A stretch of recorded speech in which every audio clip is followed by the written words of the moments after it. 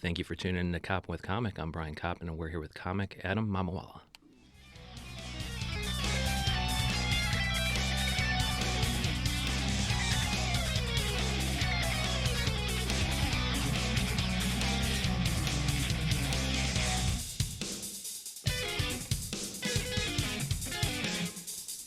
Adam Mamawala, how the hell are you? I'm all right, man. How are you? Am I massacring the name? No, you nailed it. Okay. And then you are, you're from Chicago, but right now you're just kicking ass doing stand-up in New York City, but you almost had an upstate gig today. Yeah. And it got, snowed out or preemptively. It was a real Chicago-ass day in Lake Placid. And so it's not snowing here. Is it even snowing there yet? No. Okay. But it's supposed to, starting at 2 p.m. in Lake Placid through midnight, it's supposed to be like a blizzard. Oh, no. So I had images of us, getting stuck on the highway or something like that, just trying to go to some theater gig.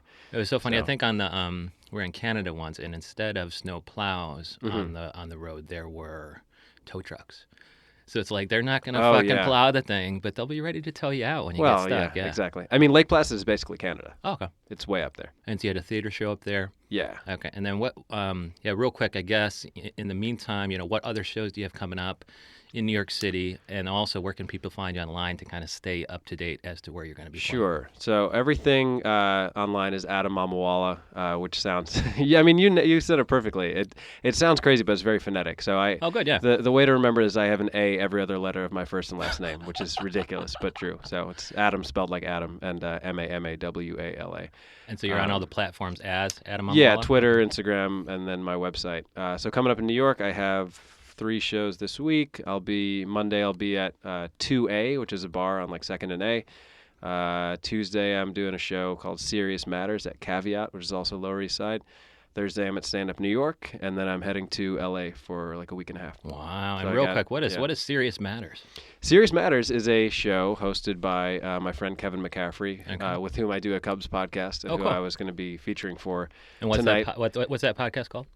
So people it's called Away Games. So if you have any interest in the Cubs or baseball, check out Away Games podcast. And off season, it's kind of free agency, and you've been recently discussing all the Astros sign stealing, et cetera. Good. Exactly. Okay. I mean, it's frankly, it's been helpful because this is a very dull time in baseball. It's like that lull where there's not a lot of free agent activity. Everybody's been signed.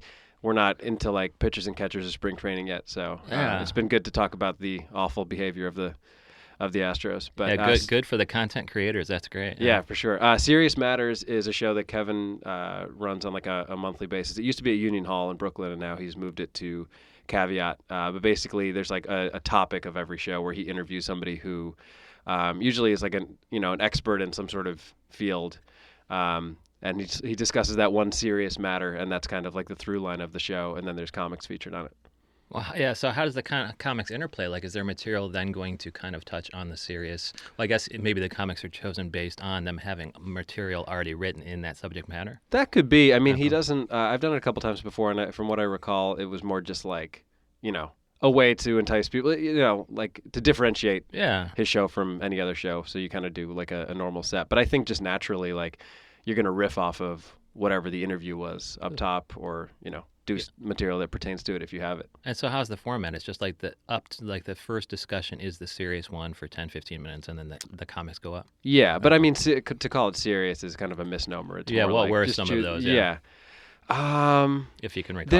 I don't recall a lot of them, but there's one that was like dads, talking about what those relationships are like. And I think he even had his own dad or things like that, where he'll just because of it becomes funny because of how serious some of the people are. If he has some scientist on or whatever, these are people who are not part of the comedy world. So he's very good at interviewing people and finding those beats. So it's a fun show. That's hilarious. To then you're doing your serious TED Talk, and then all these comics riff endlessly on shit you just talked about seriously. Yeah. That's funny. If only Albert Einstein could have had that. I know. Hopefully I'm not misrepresenting what the show is, but nonetheless, it is a very good show. Yeah, and then you got LA coming up. So what are you going to do out there? I mean, do you already have shows lined up? A lot of shows. Yeah, I'll be out there 8 nights. I think I have 14 shows lined up right now. One night I'm going to attempt the almost impossible feat of doing 4 spots in one night in Los Angeles, which is not easy to do. Yeah, so in New York City you can do 25 spots in one night, as we've seen, but 4 spots is the difficult thing. 4 spots in LA is very if you're doing 2 spots in LA, depending on where they are. That seems to be an accomplishment. So, and so how is a New Yorker able to accomplish that? You're just more ambitious with how many sets you can squeeze in? Yeah, kind of, because I'm only out there for a finite period of time. I'm trying to like pack in as much as I can. Yeah. And also, I'm an idiot. Yeah, we'll quickly find out whether or not that was too ambitious. Yeah. Or everybody else in LA is just too fucking lazy. Now, how did you line up those gigs? Have you been out there before? Do you have an agent out there kind of setting these things up, or did you do it via just good old fashioned elbow grease? I do. I mean, most of my like agents are out there, but most of the shows I set up on my own. I've been out there. I try to go out like once a year, and then I used to produce a show here.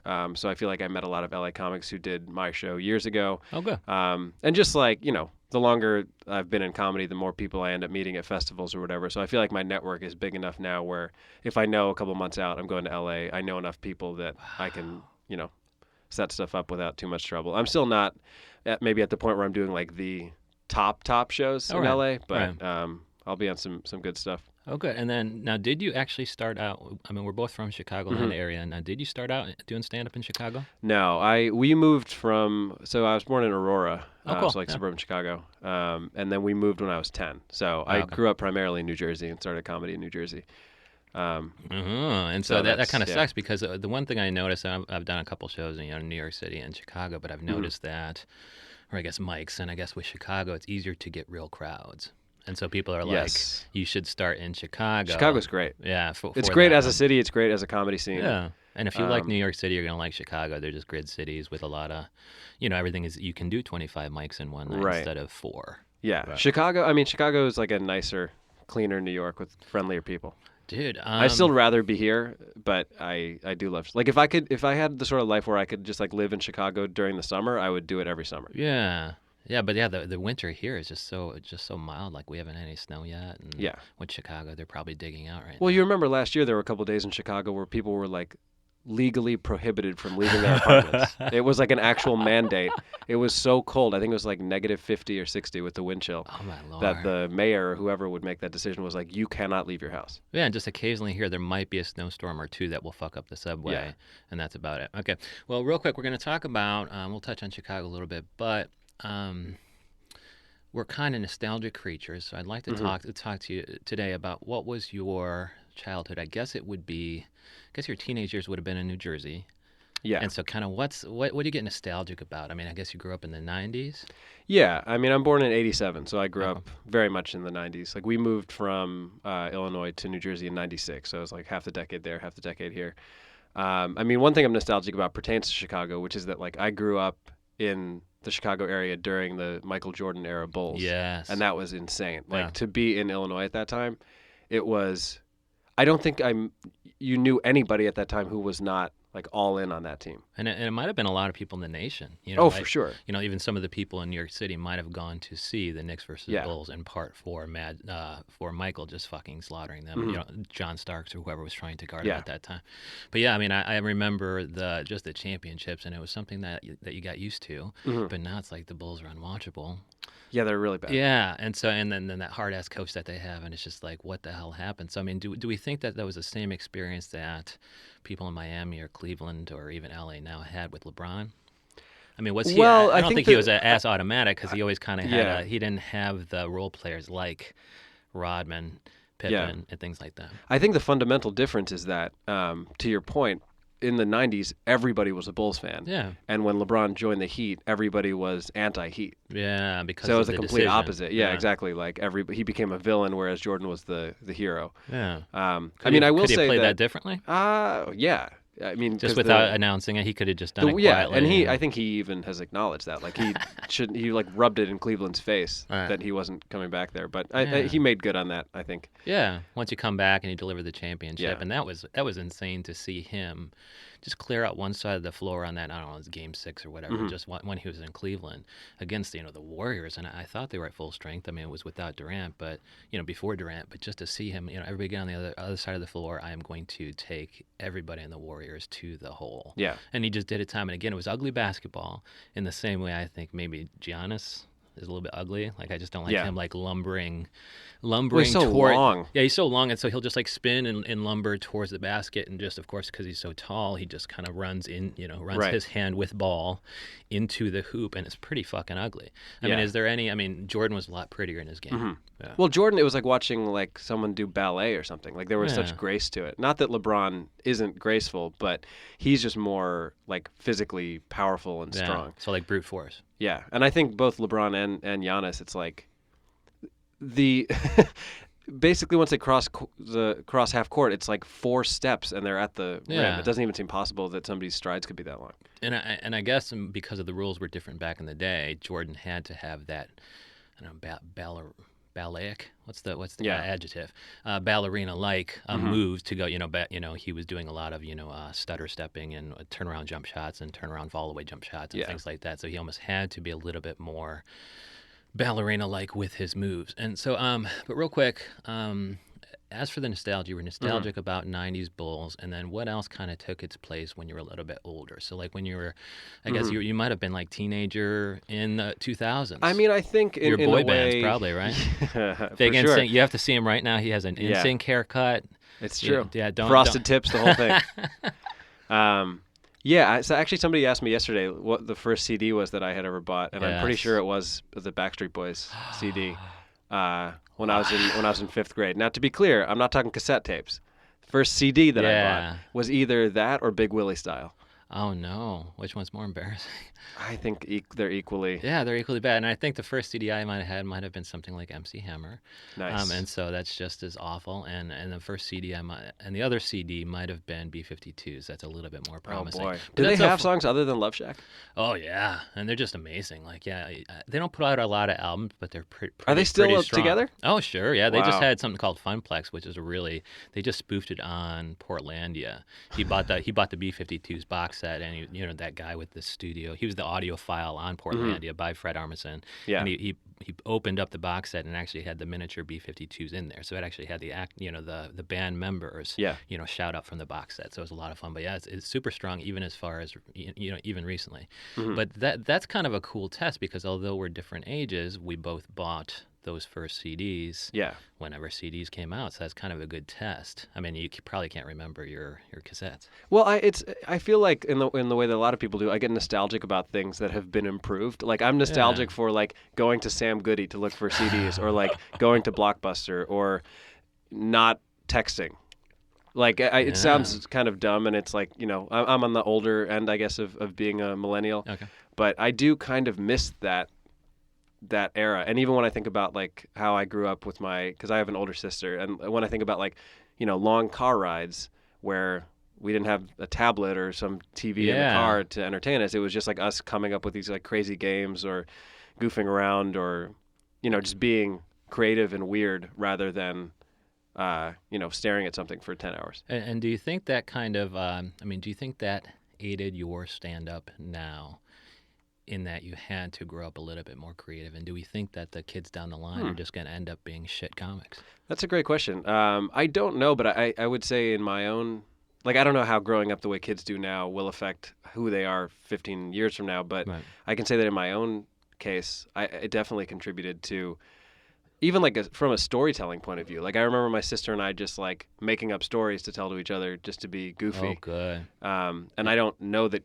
kids do that anymore. Like and I'm sure you see it too. Like when you're at a restaurant and some kid is making a fuss, and then all of a sudden the iPad is in front of him and he's completely quiet.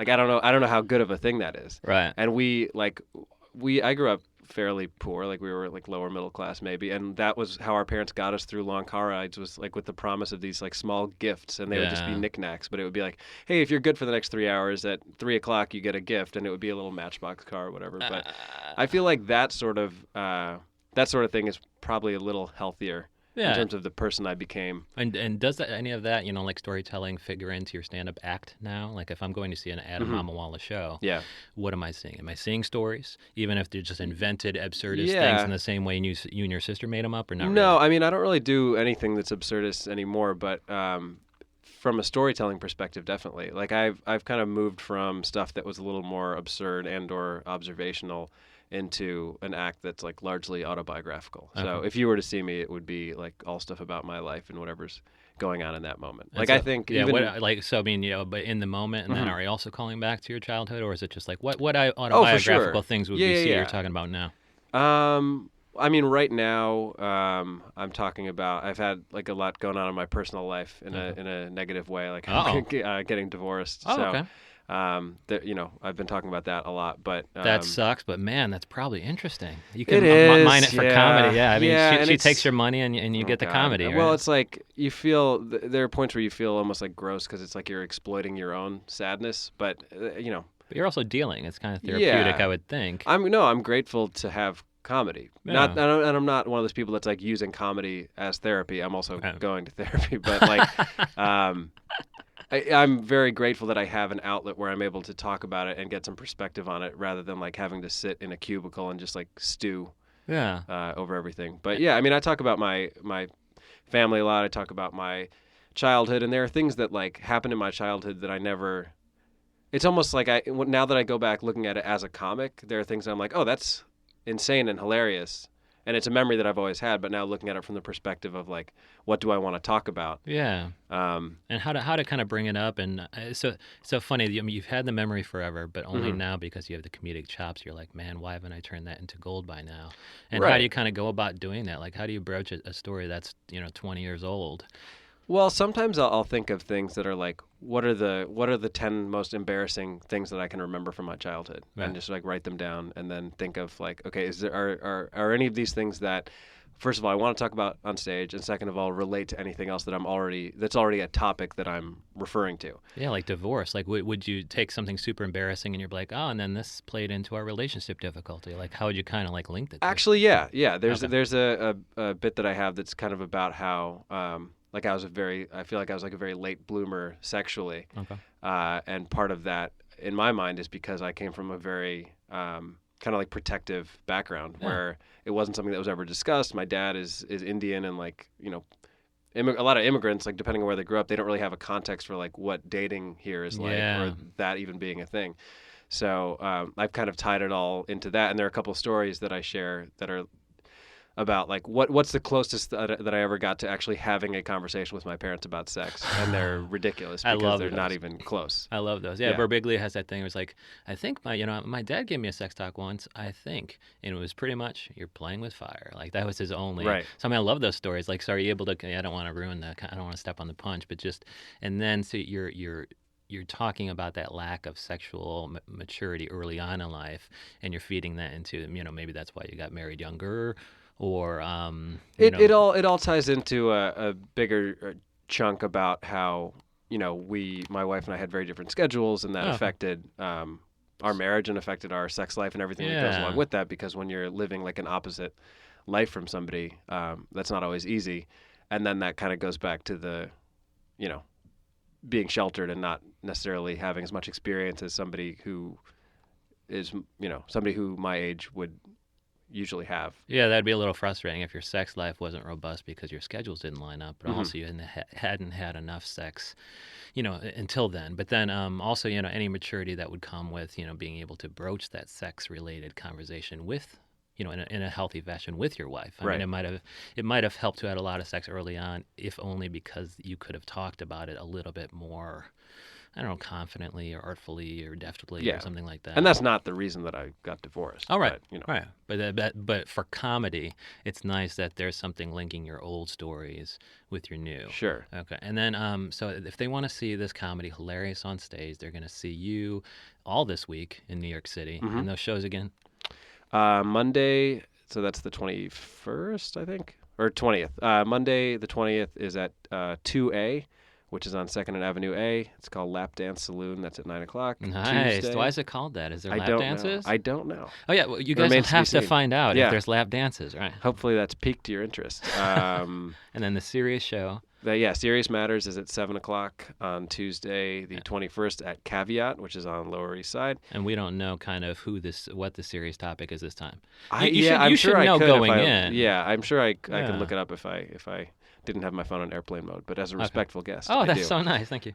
Thursday, I'm just doing like a guest spot at Stand Up New York on the Upper West Side, and then Friday I fly out to LA. dude. What are the non-comedy things you're going to do in LA? Just a couple. Are you going to do anything touristy at all? I'm not going to do a lot of touristy stuff, but I'm definitely going to like meet up with old friends. I'm going to try to play some tennis. I'm a big tennis guy. Okay. And I'll just enjoy the fact that it's nice outside. Yeah. I'm definitely going to try to. I'm going to bring my tennis shoes. I'm going to bring my basketball shoes. Maybe like go to the beach at some point. But yeah, because I mean, I have shows at night. I have a couple meetings throughout that week, and industry meetings. Yeah, you know the classic general meeting where it's just a meeting about having a meeting. Dude, I love the fact that you're just going to do 4 spots a night. Not every night. Well, yeah, but and then you're going to take meetings, and you're also going to find time to hit the beach. That's just what a Hollywood piece of shit, dude.